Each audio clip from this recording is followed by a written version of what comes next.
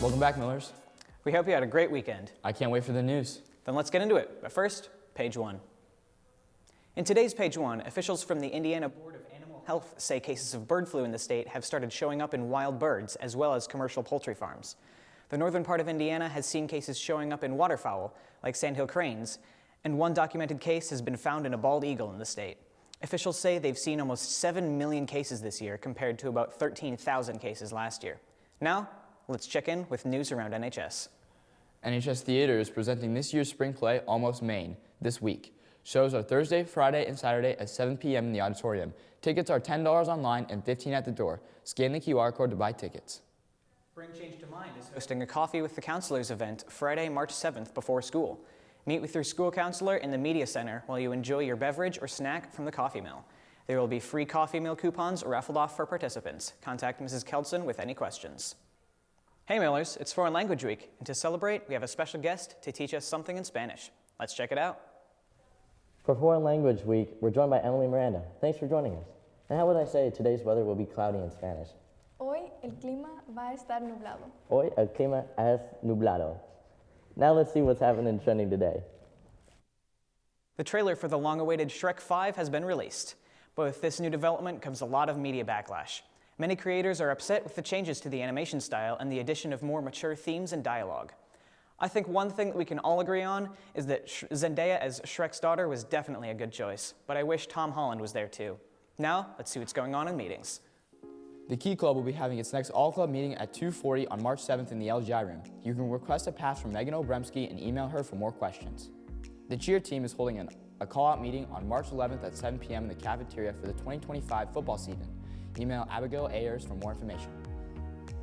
Club will be having a meeting on Friday starting at 7:30 a.m. Contact Justin Keever for any questions. What a great segment of news. Agreed, I had a lot of fun. You know, I just realized Max isn't here. Oh yeah, let's just see what's going on this week in weather.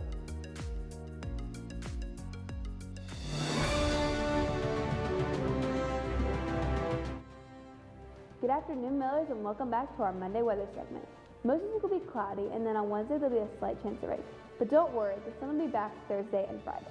That's all we have for weather this week, Millers. Now, let's toss it over to the meteorology students.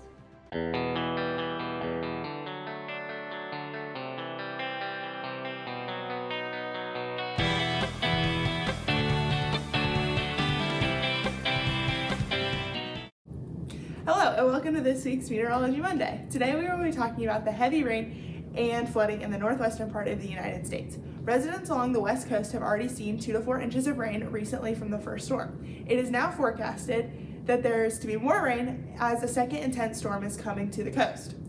This is due to a low pressure system that is brought by strong wind gusts along with the atmospheric river pattern bringing more rain. Concerns for river flooding have arisen as temperatures are a bit higher and snow is melting, resulting in a runoff. In addition to these downpours, this creates a higher risk for avalanches across the Cascades on the west coast. Now that is all for this weather segment this week. Tune in next time to learn about our weather events that are happening.